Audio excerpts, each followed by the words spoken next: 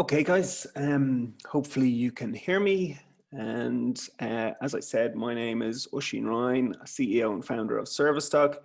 And I'm going to take you through the webinar today, how messaging apps can drive retail sales during a pandemic. So we are going to try and make this practical. So we have a couple of videos, how individual apps can be used to drive retail sales later on in the presentation. And happy to take any questions as we go through it. And if anyone's Twitter minded or hashtag minded, we do have a hashtag down there at the bottom left, hashtag maximize store potential. Okay. So a little bit about me, founder and CEO of ServiceDock. I've put up thought leader here. I don't really like using that term, but genuinely, I don't think too many people have spent more time thinking about retail customer experience in terms of how messaging apps can be used to connect consumers to their local store within a retail chain. And I've written about that in various places, obviously on our own website and places like customerthink.com. Previously co-founded a startup called localmint.com, which was or still is an online retail directory, had about 2 million users at its peak.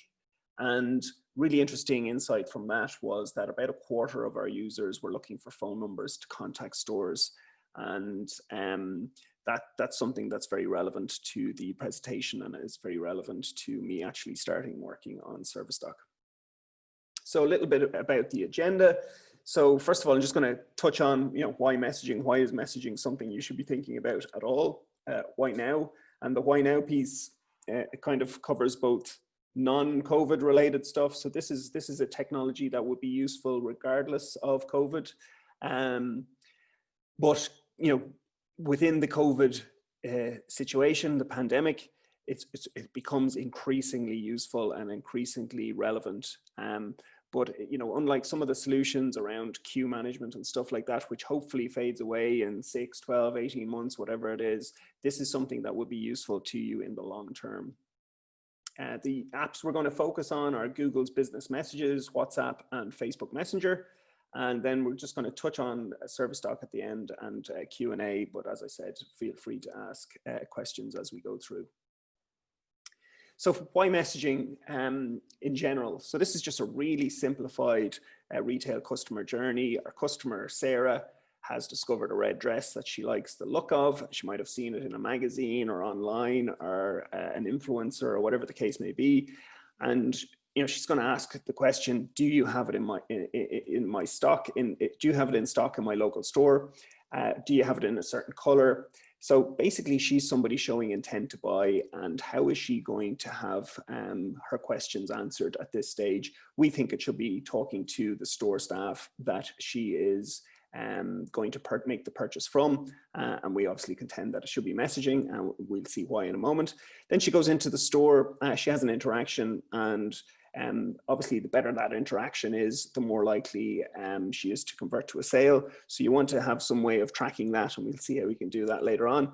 And then after the post-sale, so this is somebody who has spent their hard-earned cash in your store. They might have a problem, there's a stain on the dress or a missing button or whatever it is, and she wants to know how can she return it.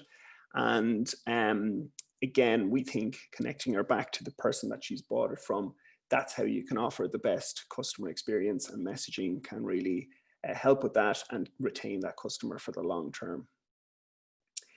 So the way most retailers do that at the moment, or facilitate that type of contact at the moment, is through either expecting the customer to show up at the store in person, or else picking up the phone and ringing them.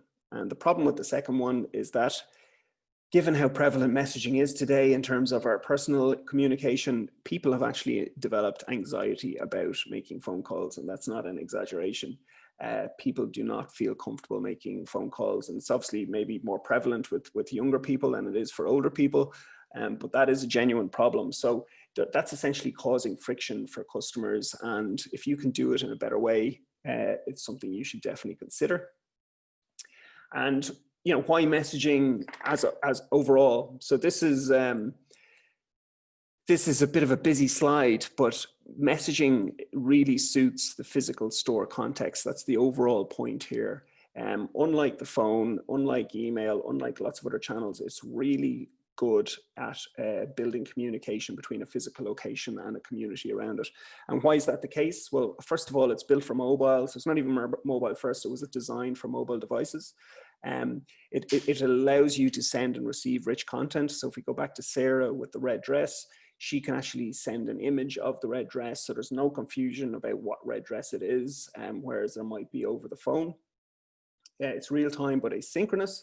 So if somebody rings a store, and this is happening all the time, customers, the store staff have to decide, do I continue serving the customer in front of me in the store, or do I answer the phone? Whereas with messaging, you have that flexibility to continue serving the customer in the store and then message the customer on the messaging app when you have a few minutes free, 10, 15 minutes later. You've got persistent records, so if somebody's asked for something to be left aside, you can just check the message transcript to see what it was, and it avoids any confusions. Very easy to follow up with people as well. And then if you want to capture customer data, you can do that very easily over messaging, such as email addresses, phone numbers, which can be problematic over phone, especially when you have to have records of these things now for GDPR purposes. And then finally, there's no learning curve for staff or for customers for that matter. Whereas with so much retail technology that's out there, the problem is that customer service staff in the store, they don't actually really get to grips with the technology, or else the consumer doesn't get to grips with it. They don't know how it works. They don't know how to find it. Messaging removes all those problems because it's second nature to the vast majority of the population at this stage. And the final piece on the why now, aside from COVID-19, is that all of these apps we see up here have billions of users. Maybe Twitter doesn't, but the rest of them do. They've all opened up their APIs, their application program interfaces. That means businesses like ourselves can work with them and make life easy for retailers to message customers.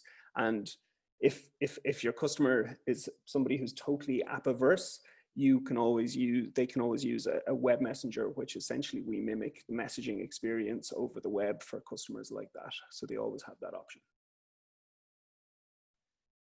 And then just the key one, I think, for retailers, and this is brand new, is Google's business messages. So Google's business messages is essentially, it's click to call, except it's now click to message. So you'll be familiar with the click to call button on the Google My Business page for an individual store, which enables the customer to just click straight through from the Google search results to the store staff via phone call. They can now do that using messaging. And we will see that in one of the examples later on. But this is really going to drive the adoption of store-specific messaging or location-specific messaging, because once Google turns this on, once you turn it on your Google profiles, you are going to get traction straight away, because hundreds, if not thousands of people are already showing up on these pages for each of your stores, and a percentage of them are going to want to use the messaging option, and that's going to increase dramatically as this becomes more prevalent. And then just maybe touching on some of the COVID issues. So footfall is down. This is a brand new stat. I just found it there this morning from Springboard, and this is for the UK, that footfall is down 40% in July compared to July 2019. And this is not, lockdowns were pretty much done and dusted at that stage. This is mostly to do with the fact that customers are just not going shopping, either because they've got into the habit of staying at home and doing it online, or they've got into kind of an anxiety frame of mind, an anxious frame of mind in terms of either transmitting or catching the virus itself.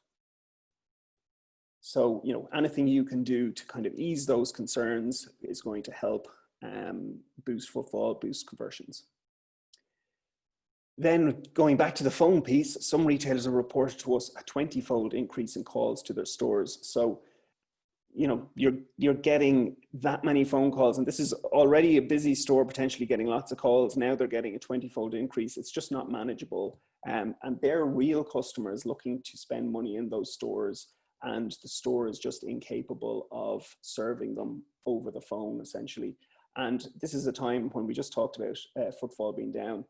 You want those customers to have their needs met and to be confident that if they visit the store, you have the product they want, or they visit the store during the vulnerable hours that that they're concerned about.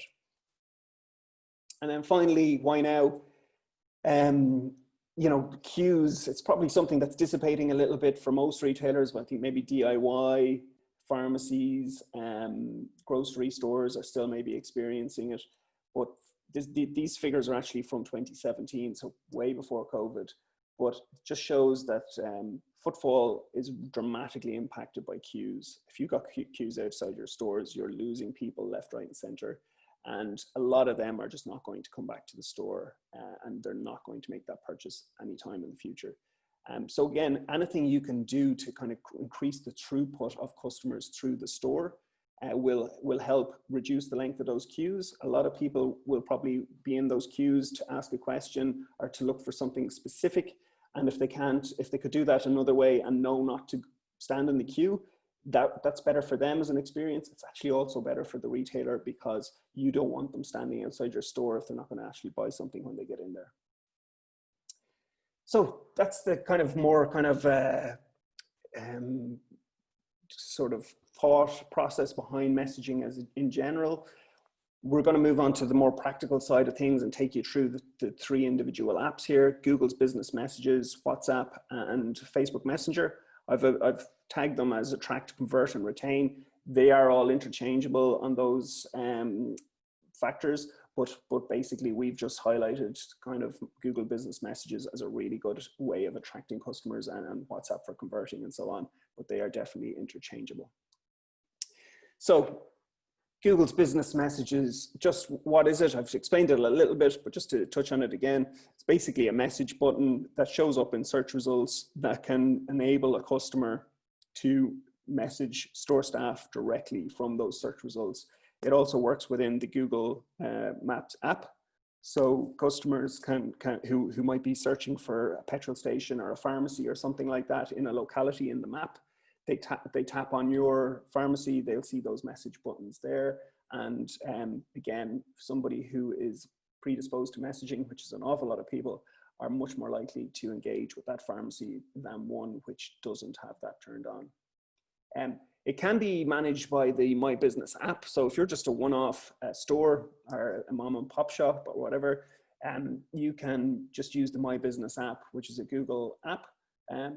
It works very well, but once you have multiple stores, it becomes a very, not ineffective, but difficult to manage, difficult to oversee how your store staff are responding and managing the relationship with their customers.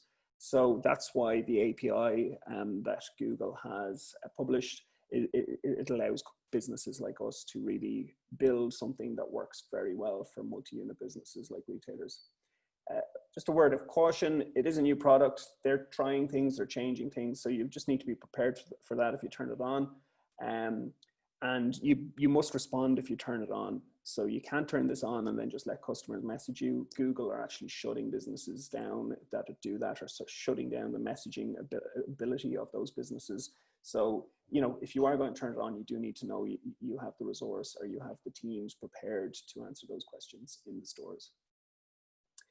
So here's just a little video. On the left-hand side, we have a consumer. On the right-hand side, we have a store staff member's phone, and they're going to use the ServiceDock app to respond to the customer.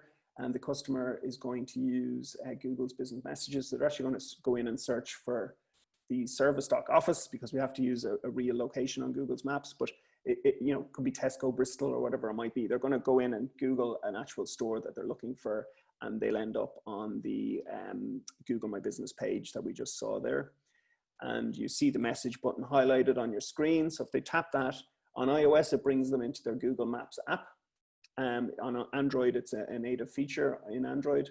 And we have, the first thing happens is they get an auto response from the business, and it's asking them for more information, just to try and speed up the process. So when the store staff member gets the question, they can respond with an answer rather than a question. And this guy is looking for a dress in size 12 for his wife, we'll see in a moment. So he's actually able to send in a picture of the dress, and almost instantly the customer service staff member in the store receives that, and they open it up and they get see the message, and they can actually blow up that image and see the dress. So there's no confusion about what kind of dress it is. And Oscar is the store staff member. He's responding saying, yeah, sure do. Would you like me to put one aside? And you know, that kind of personalization is really powerful for customers. This is, you know, it's a good experience. Now he knows that, okay, I'm going to go into that store. I don't have to hang about, and I will be able to pick up that item. So essentially it's a click and collect service, and can be really easy way to implement click and collect in certain scenarios. And he also volunteers some additional information. It's for his wife's birthday. And, you know, that's the sort of information then that Oscar can bring into the conversation when they get into the store. He can potentially, you know, start talking about things like gift wrapping or whatever it is. So you're really getting into that in-depth personalization that, you know, everyone keeps talking about, but nobody really tells you how you actually do it properly. This is how I read personalization in a retail store context. So that's the end of that interaction. Really straightforward, really simple, and, you know, nothing complicated for either party to get their heads around. So the key benefits, I suppose, look, are one, boosting conversion rate of local searches to store visits. So as I said, lots of people are showing up on Google My Business pages. You want to do everything in your power to try and get them to visit your store instead of your competitor down the road. Turning on the message button is going to certainly help a few people interact with the store that might not have, and it reduces friction that phone calls potentially do create. And it also creates an opportunity for store staff to entice customers into the store. So somebody might actually send a message, you know, what time do you close? Or you know, is your sale starting next week, or whatever the question might be. And a really good store staff member is going to respond to that with more than just we open or close at 6 p.m. or whatever it is. There's lots more they can do to entice a customer into the store at that stage. We have a special offer on this, or whatever the question might be. And then finally, there's probable SEO benefits is the best way I can put this, because it's just historically Google, when they have a feature like this and businesses do a good job of it, it does end up in their algorithm at some point. So that is a probable, rather than I can say anything for 100%, but it certainly won't do you any harm. So that's Google's business messages. Again, happy to take any questions. If anyone has any, just add them in the chat. But moving on to WhatsApp Business. Again, what is it? So WhatsApp Business is essentially one of two things. It's the WhatsApp Business API, which I don't think I said what it is earlier, just in case anyone isn't familiar. It's an application program interface. So it just basically enables two applications to talk to each other. And they've opened that up. So again, businesses like ourselves can work with the WhatsApp interface. And also it could be the WhatsApp Business app, which is just an app that you can download on your phone. And that works really well if you have, again, a mom and pop shop or a single unit store. That works really well. But once you get into multi-unit businesses, you really do need to be dealing with a business such as ServiceDock to handle WhatsApp messaging efficiently and effectively. What some of the really nice stuff about WhatsApp is it's used by so many people in the UK and Ireland in particular. And second, it is really good features and facility around audio and video files. And they can be really valuable in terms of a conversion and really building strong communication between store staff member and customer, and really minimize that friction for the customer. Some words of caution on WhatsApp. You do need to promote it. So it's unlike Google My Business or the Google Click to Message. You can just turn that on and you will get customers straight away. With WhatsApp, you do need to actually tell customers and give them an opportunity to engage with WhatsApp, because discoverability within the app is very poor. There's not really you can't just Google Tesco or whoever and message a store from within the app. And the other thing is customers must message the business first. So you'll see that in the video that we don't have the opportunity to send the auto response via WhatsApp. It's really, they're really strong on customers in making the first move, if you like. And there is a cost on WhatsApp as well. It's very small, but there is a cost per message on WhatsApp, which doesn't exist on some of the other applications. So you see on the right-hand side of the screen here, this is the store locator of a fictional chain. So you can have a WhatsApp button alongside the phone number. You can also have a WhatsApp button on the web chat plugin. So maybe a customer actually wants to talk to a store rather than the online team, and they can just basically direct themselves to the store and opt into talking to them via WhatsApp. And that's what the customer is going to do in the video that we have here. So I'm just going to hit play here. So again, on the left-hand side, it's this consumer looking at the business's store locator. So they find the store they want to talk to.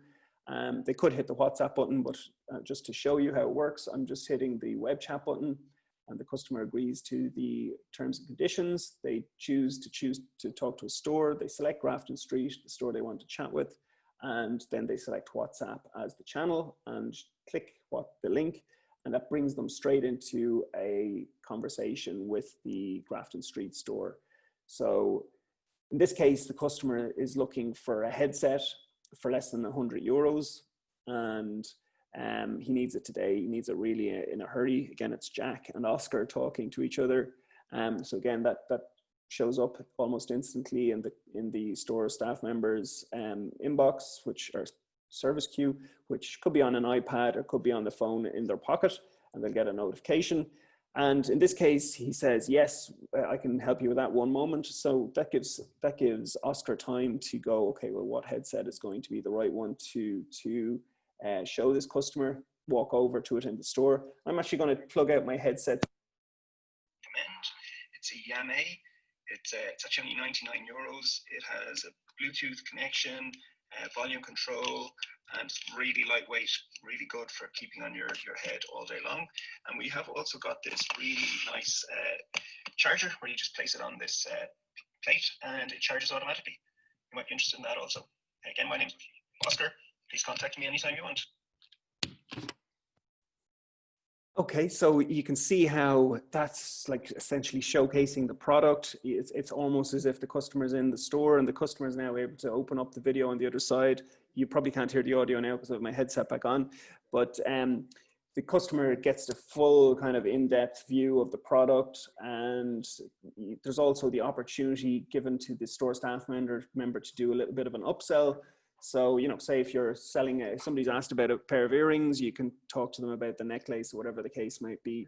And, you know, there is technology out there when you can book slots and do this with people, and that might work in a situation like a car sale or something like that, where it's a high value product. But in a lot of other situations, this is a much more convenient solution. It only takes the agent, or sorry, the store staff member a few moments to do this.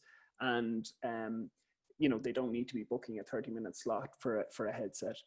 And again, the guys are having a follow-up conversation, you know, talking about warranty, and Oscar is able to answer those questions and, you know, kind of get that conversation started for when they're in the store. And ultimately, the consumer, Jack, has decided, yeah, I'll be in at 5 p.m. to get the headset. So again, it's kind of that click and collect type situation. And moving on from that and into the benefits of WhatsApp. So again, it's really heavily used in the likes of the UK. Strong, rich media functionality. So I hope I demonstrated that within the video. That can really help with conversion of somebody. You know, if we go back to the red dress, you can really give a close-up of the material, you know, any features on the dress that maybe would be difficult to see even on an online view. And it's one of the things I really think is powerful about it. If you're the sort of retailer who has a regular customer, you can really kind of use WhatsApp to have that kind of ongoing communication really strong, because once you're in the customer's message history, you're very easy to find. It's getting into that message history in the first place that can be challenging. And I've mentioned the real-time click and connect scenario, but just the image you see on the right-hand side, you know, this could be used in queues again, if that's a problem for you, where the customer could potentially be messaging somebody in the store from in the queue. And if you have the product, they can have the product brought to the front door and just kind of, again, increase the throughput of customers through the store. or if you don't have the product, the customer is going to walk off, and that's a good experience for everyone in that scenario. So something to think about. It could equally be put up in the shop window of a store to try and engage people walking by on a busy high street or something like that, who mightn't want the hassle of putting on a mask and going into the store. They could actually be asking questions from outside. So moving on to Facebook Messenger, and this is the most advanced platform. It's been around the longest. It got a lot of really cool features like bots and web views that the other ones haven't quite fully got around to yet. It's seamlessly integrated with Facebook. So essentially it's the messaging app that works within Facebook and outside of it as well. And they have a Messenger web chat plugin, which is getting increasingly popular. And I know for a fact it's going to become much more popular in the near future, because they have a few they're making some changes to it that I think are really going to drive adoption on it. And I wouldn't be surprised to see a lot of retailers changing their web chat for this plugin in the future. Word of caution on Facebook is that only specific messages can be sent 24 hours after a customer has sent you a message. So you really need to be getting back to customers quickly to continue the conversation. Otherwise, you can send things like maybe an order confirmation and stuff like that. And actually, it's similar to WhatsApp in that context. They both work the same way. And in terms of driving contact, you can have plugin, you can have send a message on Facebook Messenger. You can also have things like the message button on the store locator, and also the web chat plugin like I demonstrated for WhatsApp. So in this context, we're just to sort of highlight some of the features and show the bot functionality in the web view. I'm just going to use our feedback solution to do that. But this could equally be used to capture leads in terms of, if you're a high value product, people showing interest. But in this case, it's a customer who's bought a product and they're going to give feedback using Facebook Messenger. So just scanning a QR code that brings them into a splash page with the option for both Facebook Messenger and using the web. So that's the web messenger I talked about earlier on. And in this case, the customer has chosen the Facebook Messenger to give feedback to the Rosker stores. And they've already, because the QR code is unique to the Sword store, they've already given feedback to the Sword store, or they've selected that one. They're able to use things like emoji-based feedback, questions, all sorts of different answer possibilities, NPS.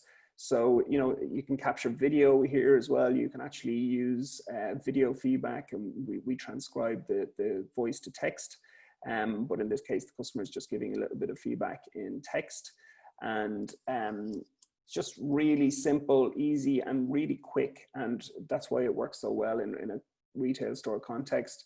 And you can actually capture email addresses like you just saw there. And the web view is how we show up our scratch card, which is just really a way of incentivizing people to give feedback. So a lot more functionality on Messenger than you would have in WhatsApp, certainly. And Google are really working hard to catch up, but they're not quite there yet.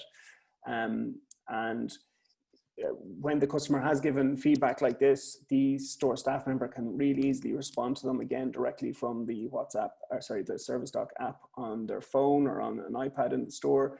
And that's the sort of thing you want to be doing now when you have that low footfall. You want to be looking after each one of those customers as keenly and as personally as you possibly can. And that's the sort of experience that's it's a little bit of a wow experience. So that's basically the three apps covered. I still don't think I saw any questions, but happy to answer any.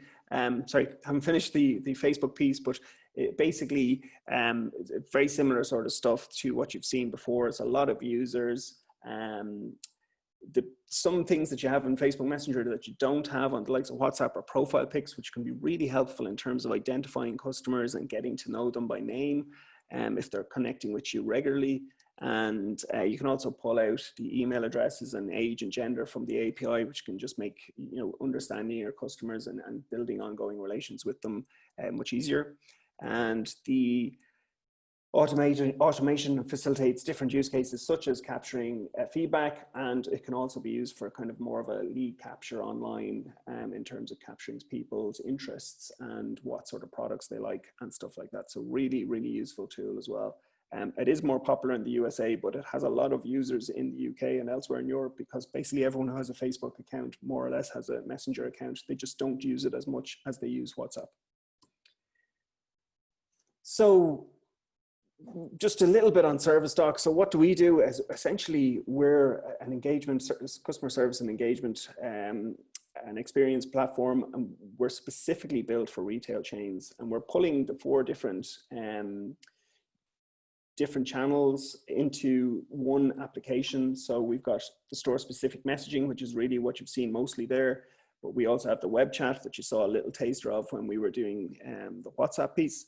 We can also pull in social customer care. So if somebody tweets about a specific store, you can ping that tweet to the store manager and he or she can respond to the customer locally using direct messages. And finally, we have the customer feedback piece, which you saw being used in Facebook Messenger.